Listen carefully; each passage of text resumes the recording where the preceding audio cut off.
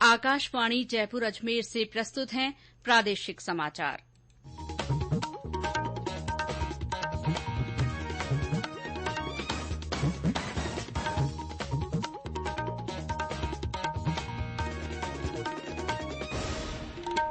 मुख्य समाचार। राज्य की 3 नगर निगमों में पार्षद चुनाव के लिए कल होगा मतदान। निर्वाचन विभाग ने मतदान को सर्वोच्च प्राथमिकता देने की अपील की। राज्य विधानसभा सत्र आज फिर शुरू हुआ। पहले दिन सरकार ने 6 विधेयक सदन में पेश किए। गुर्जरों द्वारा कल से आंदोलन की चेतावनी के बाद सुरक्षा व्यवस्था कड़ी की गई। जयपुर में गुर्जर नेताओं के साथ सरकार की बातचीत जारी। देश में 74,32,000 से अधिक रोगी कोरोना संक्रमण से उबरे। प्रदेश में आज 1,900 से ज्यादा रोगी स्वस्थ हुए। देश के पहले गृह मंत्री सरदार वल्लभ भाई पटेल की 145वीं जयंती के मौके पर उन्हें श्रद्धापूर्वक याद किया जा रहा है। और प्रदेश में कई स्थानों पर पारा उतरने से हल्की ठंड ने दस्तक दी।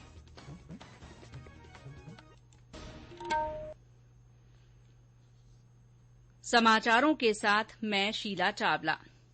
कोविड-19 महामारी के खिलाफ देश एकजुट होकर लड़ रहा है। आप भी हमारे साथ सुरक्षा और बचाव के 3 आसान एहतियाती उपायों का संकल्प लें।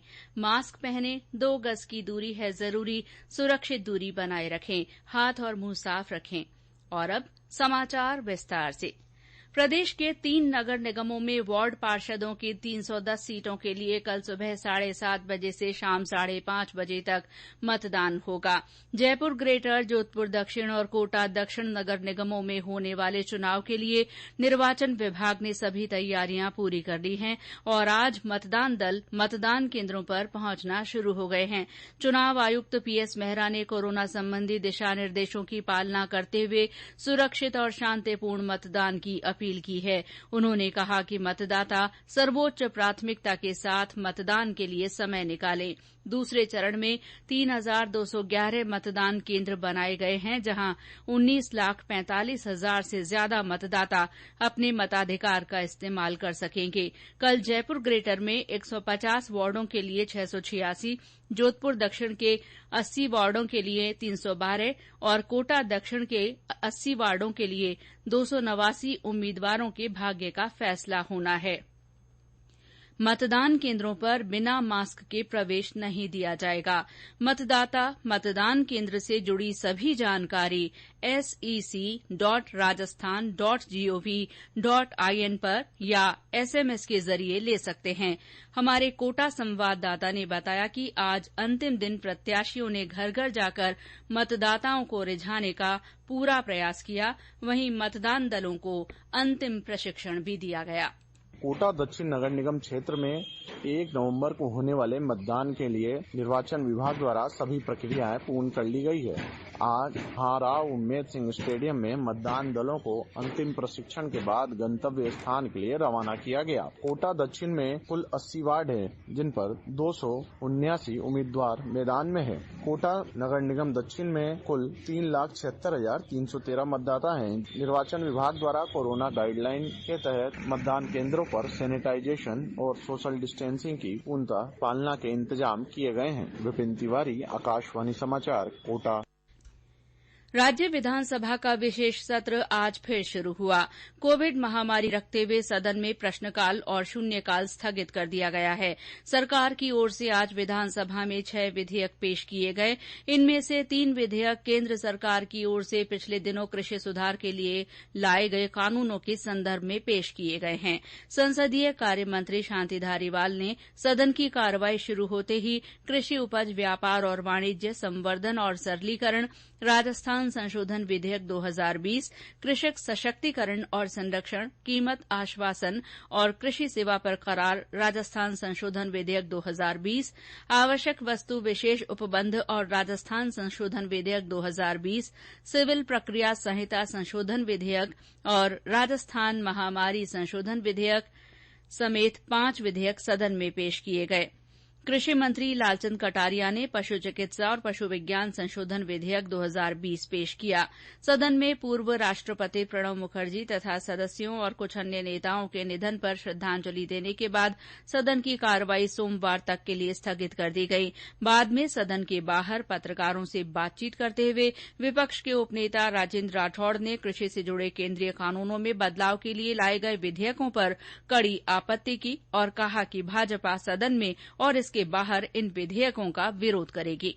इन बिलों का वैधानिक तौर पर लागू होना असंभव है, क्योंकि कंकरेंट लिस्ट का सब्जेक्ट है और कंकरेंट लिस्ट का सब्जेक्ट में बिल कानून तभी बनता है जब महामहिम राज्यपाल के बाद महामहिम राष्ट्रपति इस पर हस्ताक्षर करें। महामहिम राष्ट्रपति महोदय ने 24 सितंबर को केंद्र के तीनों बिलों पर हस्ताक्षर करके उसे प्रचारित कर दिया।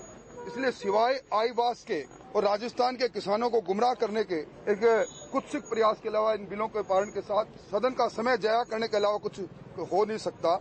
इसलिए हम पुरजोर विरोध करेंगे।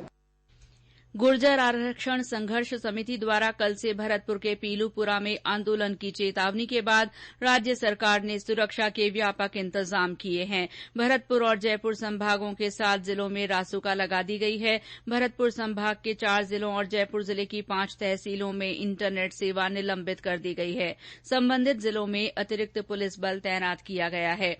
हमारे भरतपुर संवाददाता ने बताया कि जिले में सुरक्षा के व्यापक प्रबंध किए गए हैं। गुर्जर आरक्षण आंदोलन को देखते हुए आरएसी, रैपिड एक्शन फोर्स और बॉर्डर होमगार्ड की कंपनियां बयाना क्षेत्र में तैनात कर दी गई हैं। इसके अलावा जीआरपी और आरपीएफ ने भी पटरियों पर कमान संभाल ली है। केंद्र ने भी 8 सीआरपीएफ की कंपनियां भेज दी हैं। जिला प्रशासन ने भी पूरी तरह से मुस्तैदी के साथ गुर्जर आरक्षण को लेकर किसी भी तरह का नुकसान नहीं हो, इसके लिए कमर कस ली है। शिव कुमार वशिष्ठ, आकाशवाणी समाचार, भरतपुर। रेलवे सुरक्षा बल ने स्टेशनों के आसपास चौकसी बढ़ा दी है। वहीं राजस्थान रोडवेज ने आंदोलन को देखते हुए सभी डिपो मैनेजर्स को अलर्ट कर दिया है। इधर गुर्जर समाज में भी आंदोलन को लेकर 2 गुट बन गए हैं। एक गुट का नेतृत्व कर्नल किरोड़ी सिंह बैंसला कर रहे हैं, जो आंदोलन का ऐलान कर चुके हैं। दूसरे गुट के 41 नेता कल देर रात जयपुर पहुंचे। कैबिनेट सब कमेटी के सदस्यों ने इन नेताओं के साथ कल रात और आज दोपहर चर्चा की। सरकार और गुर्जर नेताओं के बीच तीसरे दौर की बातचीत जारी है। स्वास्थ्य मंत्री रघु शर्मा ने आज संवाददाताओं को बताया कि सभी बड़े मुद्दे हल हो चुके हैं। इसके बावजूद बातचीत के लिए सरकार के दरवाजे खुले हुए हैं। 3 मांगों पे हमने फैसला लिया, उसके बावजूद भी आंदोलन की बात वो कर रहे हैं, क्योंकि मुद्दा तो कुछ बचा नहीं है। 5% आरक्षण अति पिछड़ा वर्ग के रूप में गुर्जर समाज ने मांगा था, वो अशोक गहलोत जी की सरकार, कांग्रेस पार्टी की सरकार उनको दे चुकी है। कल करीब 40-45 गुर्जर नेता बयाना से हमारे पास आए थे। रात को करीब आधी रात तक 1 बजे तक हम लोग, अशोक चांदना जी और मैंने उनसे बातचीत की है। आरक्षण वाला मामला तो पहले ही समाधान हो चुका है, लेकिन और कोई छोटी मोटी जो बातें हैं उन बातों के ऊपर रात को भी चर्चा हुई, आज भी चर्चा होगी। वार्ता के दरवाजे सरकार के लिए हमेशा खुले हैं, किसी के लिए भी। लेकिन कोई एक चाहे कि बात ही नहीं करे, वो ठीक बात नहीं है। बातचीत से ही समस्या का समाधान निकलता है। ये समाचार आकाशवाणी जयपुर अजमेर से प्रसारित किए जा रहे हैं। समाचारों में आगे हैं कोरोना और मौसम के अलावा सरदार पटेल की जयंती से जुड़ी खबरें, लेकिन पहले ये संदेश।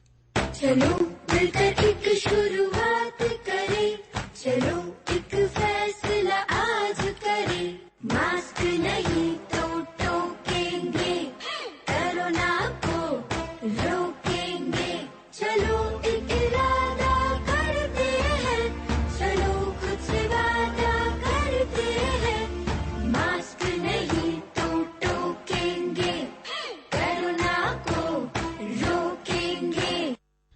समाचारों में आपका फिर स्वागत है। देश में कोविड-19 से ठीक होने की दर 91.34% हो गई है। पिछले 24 घंटों में 59,000 से अधिक कोविड मरीज स्वस्थ हुए हैं। स्वास्थ्य मंत्रालय ने कहा है कि अब तक इस संक्रमण से 74,32,000 से अधिक रोगी ठीक हो चुके हैं। इधर राज्य में कोरोना संक्रमण से आज 1,920 लोग मुक्त हुए हैं, जबकि 1,780 नए लोगों में कोविड-19 की पुष्टि हुई है। राज्य में अब कोरोना के सक्रिय मरीजों की संख्या घटकर 15,102 रह गई है। आज सबसे ज्यादा 332 कोविड रोगियों की पुष्टि जयपुर जिले से हुई है।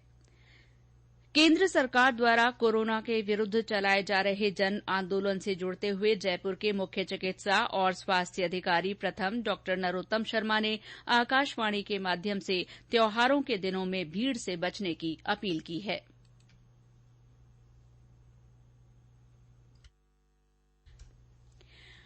आकाशवाणी समाचार की विशेष श्रृंखला जनता के नाम जनता के संदेश के माध्यम से श्रोता कोरोना जागरूकता आंदोलन से जुड़ सकते हैं। इसके लिए आपको कोरोना जागरूकता संदेश रिकॉर्ड कर या टाइप कर हमारे व्हाट्सएप नंबर 9414052368 पर भेजना है। चयनित संदेशों को आगामी बुलेटिनों में शामिल किया जाएगा। इसी क्रम में आप सुनिए हमारे एक और श्रोता का संदेश।